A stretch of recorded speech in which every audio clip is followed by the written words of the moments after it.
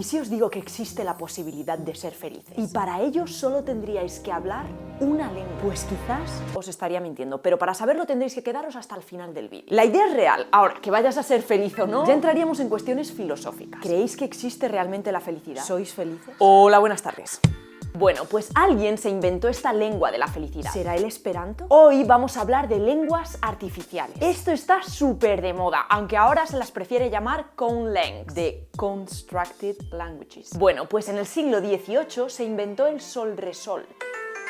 Pero a ver, antes de hablaros de esto, de otras que nos quedan y de la lengua de la felicidad, os recuerdo que tenéis lenguas que no son artificiales, muy prácticas, como son el inglés, el alemán, el francés o el español, y que podéis estudiar en Lingoda, que ha patrocinado el vídeo de hoy. Lingoda es una plataforma maravillosa para tomaros en serio el aprendizaje de una lengua. ¿Queréis aprender una de estas 4 lenguas que os he dicho? Pues apuntaos a un sprint o a un super sprint. Dependiendo del tiempo que tengáis, podéis hacer uno u otro, y si no faltáis a ninguna clase, os puede salir totalmente gratis o a mitad de precio. Os cuento todo esto con más detalle al final del vídeo, pero puedes ir haciendo clic en el link de la descripción y dejarlo guardado en otra pestaña. ¿Y si os digo que esto de crear lenguas es algo muy viejo? En el siglo XII, Santa Hildegarda de Bingen, doctora de la Iglesia Católica, escritora, filósofa, intelectual y la puta ama en general, creó la lengua ignota. ¿Y para qué la creó? Pues todavía hoy es un misterio, pero una de las teorías es que tenía fines místicos. Incluso se ha llegado a pensar que era una simplificación del latín. Aquí tenéis un ejemplo, os lo dejo en la descripción del vídeo. También se relacionó con una lengua romance que existió en el valle del Mosel, en el sur de Alemania. Os tiene que sonar porque los vinos blancos de esta región están buenísimos. Y esta señora estuvo en esa zona en los últimos años de existencia comprobada de esta lengua. Aunque, a ver, lo más probable es que estuviera en esa zona por el vino y no por la lengua.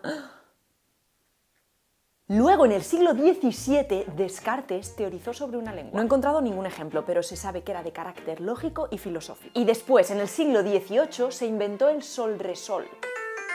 Una lengua basada en notas musicales. La lengua solo estaba formada por estas 7 sílabas. Y también tenía ortografía propia. Pero no solo eso, sino que también podía cantarse o tocarse con un instrumento como yo he hecho. El propio nombre de la lengua, solresol, se puede escribir o hacer simplemente esto. Y significa lenguaje. Escribir esto o decir mi, si, sol, do significa experiencia. O escribir esto, hacer. O decir simplemente re, si, significa diciembre. Luego se inventó otra en el siglo XIX, cuando ya el latín era casi un recuerdo del pasado. La idea de una nueva lengua internacional surgió con fuerza. El primer intento de crear una lengua basada en lenguas que ya existían fue el Volapük. Esta lengua tenía su base en el inglés y el alemán. La inventó un sacerdote alemán en 1879 y al principio tuvo bastante éxito. Es más, se cree que en su mejor momento llegó a tener 100.000 hablantes. El problema es que su gramática era un poco complicada y luego además su comunidad de hablantes entró en polémica y disputas sobre el idioma. Y luego ya llegó el Esperanto y se cargó su popularidad. Podrías poner un ejemplo, ¿no? Pues a ver, te doy 2 libros. En Volapük es Give up ole Bukis tell. Aquí podemos ver claramente esa influencia del inglés y el alemán. Give up en alemán es el verbo geben y en inglés el verbo to give. Y la palabra Bukis, o sea, libros, en alemán es Bücher y en inglés books. Y después llegó el gran triunfador, el Esperanto, que por cierto, Esperanto en esperanto significa aquel que espera. Y lo he llamado triunfador, no solo porque su número de hablantes sume más que el de las demás lenguas construidas juntas, sino porque ha llegado a tener incluso hablantes nativos. Los tiene actualmente, vaya. Y no solo eso, sino que ha desarrollado variaciones regionales. ¿Significa eso que sigue siendo una lengua artificial? ¿Es más artificial el Esperanto que el estándar de cualquier lengua? ¿Por qué? ¿Acaso la RAE, cuando hace una selección de rasgos que le gustan o no le gustan, no está también construyendo una lengua que no es real? ¿Son los diferentes estándares de las lenguas naturales construcciones artificiales? Estas son unas preguntas muy interesantes que vamos a ver en diferentes vídeos. ¿Qué hace la RAE? Que ya está hecho y publicado. El Esperanto. Y mi favorito, un vídeo en el que voy a crear mi propia lengua. Una lengua para pedantes. Vale, pero vamos ya, por favor, a la lengua de la felicidad, que la necesito. No hay película o mundo de fantasía que no nos presente una forma de hablar novedosa. Hay prestigiosos lingüistas, de hecho, que se han dedicado a ello para diferentes obras de cine y televisión. Hay incluso libros para crearla paso a paso. Seguro que habéis oído hablar del Navi.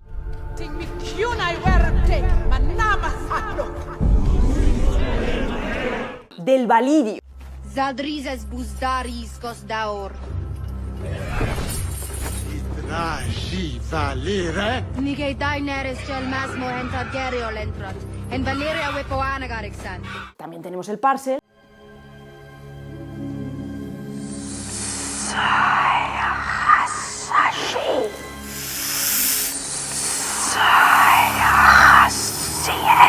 O los de una saga un poco peor.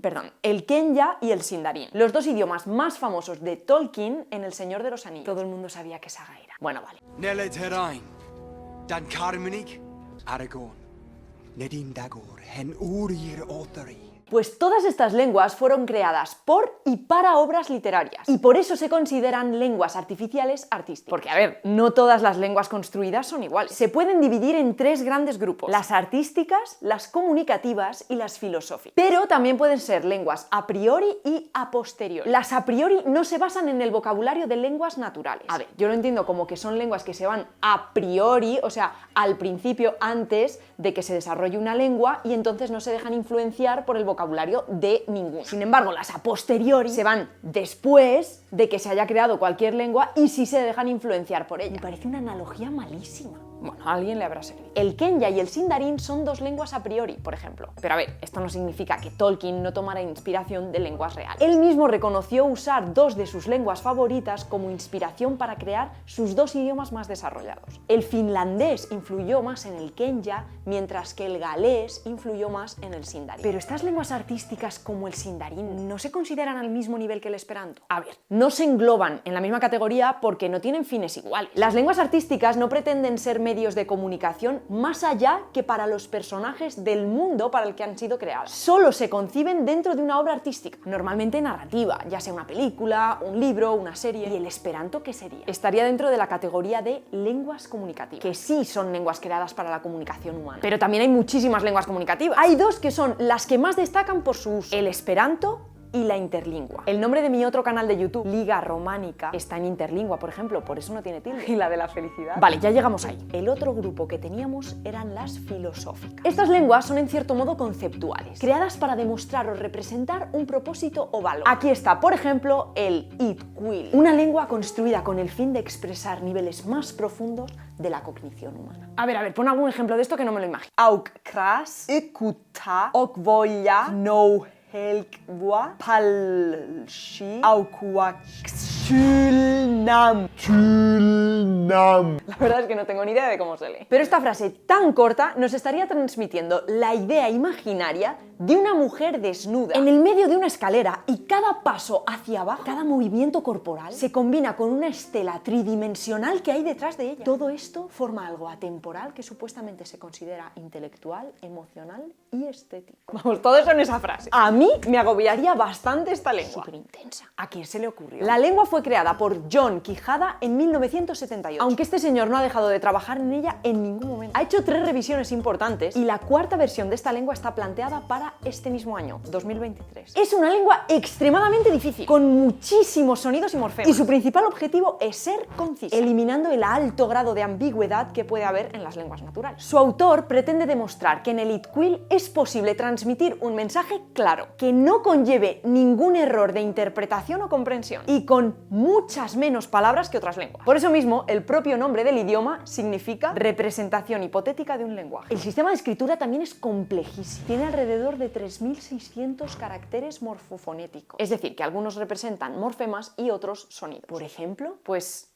esto, el propio nombre del idioma. Y no me preguntes qué es qué, porque es complejísimo y actualmente nadie lo domina completamente. Bueno, ¿y la lengua de la felicidad qué? Sí, nuestra lengua de la felicidad es otro ejemplo de lengua filosófica. Esta lengua se llama Toki Pona. Fue creada para ser una lengua de la felicidad porque apenas existen conceptos negativos. Desde un punto de vista occidental, claro, porque su creadora es una mujer canadiense de ascendencia eslava. Y su vocabulario es súper esencial y reducido. Esta lengua fue creada en 2001 y según la autora, esta lengua es un intento de entender el significado de la vida con 120 palabras. Obviamente, el Toki Pona es la antítesis total del Itquil. Es una lengua súper minimalista y es verdad que empezó con 120 palabras, pero ahora tiene algunas más, tampoco muchas, 137. Toki significa hablar, del inglés talk, y Pona significa buena, del esperanto bona. El Toki Pona solo tiene estas letras, que además se escriben siempre en minúscula, porque no existen las mayúsculas. Las vocales se pronuncian igual que en español. La J y la W son semivocales o semiconsonantes, como en nuestra I o U cuando hacen diptongo, dicho mal y rápido. Cuando, bien. Y el resto se pronuncian como un hispanohablante las pronunciaría. Quizá la única excepción son P, T, K, que pueden pronunciarse así, o sea, sordas, pero también sonoras, como B,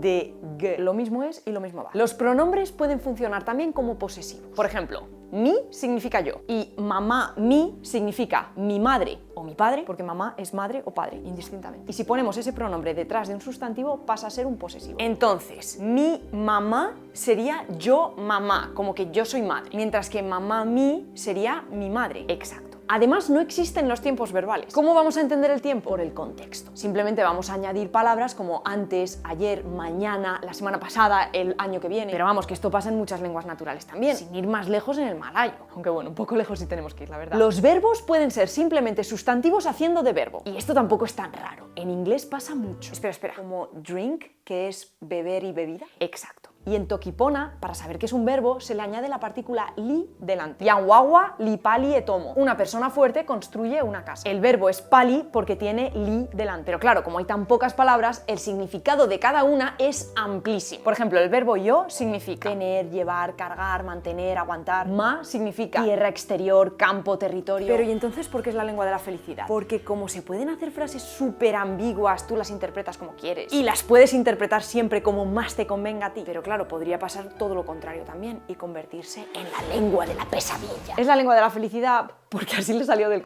llamarla a su autora. Y porque no tiene palabras que representen a priori conceptos negativos. Pero es que a mí también me parece una tontería querer crear una lengua que solo exprese felicidad. Es extraño que para ser felices tengas que amputar la mitad de lo que significa ser un ser humano sentimentalmente. La tristeza no es mala per se. Lo malo es no saber llevar. La tristeza es natural. Querer estar siempre feliz da asco. A ver, en realidad yo esto no lo pienso. Incluso yo leí una vez que si sonreías cuando estabas triste, engañabas a tu cerebro. Y os confirmo que realmente funciona. ¿Y vosotros qué preferís? ¿Una minimalista o una compleja que suponga un reto?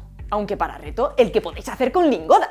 A ver, vamos a hablar seriamente. Eso de aprender una lengua en una semana es una estafa. Los idiomas requieren tiempo y esfuerzo. Lingoda no te vende ningún método milagroso, básicamente porque eso no existe. Lo que te permite es estudiar 4 lenguas. Bueno, ellos ofrecen 4 bastante útiles. Digamos que se han centrado en 4 y han creado materiales para esos 4. Aunque bueno, en realidad son 5 porque también tienen inglés de negocios. Lo que a mí más me gusta es que hay profesores de todas partes. O sea, vas a escuchar un montón de acentos diferentes. Puedes ir a clase cualquier día y a cualquier hora y son grupos súper pequeños. Yo he trabajado en el mundo de la enseñanza de idiomas y tiene un buen precio. Además, si usas el código LINGU20, tienes un descuento de 20 euros o 25 dólares. Es verdad que un buen precio sigue siendo mucho para mucha gente. Y aquí está la gracia de Lingoda. Podemos compensar el hecho de no poder pagarlo, de ser tacaños o de no querer invertir en idiomas, que la verdad es que yo esto no lo entiendo, con nuestro tiempo. O más bien con nuestra motivación, porque el tiempo es el mismo. Si haces un super sprint y no faltas a ninguna clase, te devuelven todo lo que has pagado. Eso sí, tienes que ir a 60 clases en 60 días. Pero no sé si me has entendido, si no faltas a ninguna clase, te devuelven todo. El curso es gratis. Otra opción es el sprint. En este caso son 30 clases en 60 días. Pero igual, si no faltas a ninguna clase, tienes premio. En este caso te devuelven la mitad de lo que has pagado. Ya sé que te lo he dicho muchas veces, pero en serio, pruébalo, porque está súper bien. ¿Quién inventó la ñ o por qué se dice vos? Es más correcto castellano o español, porque es el agua fría o quién es vuestra merced, aunque al final todo se puede explicar. Gracias a un rey. ¡Que no!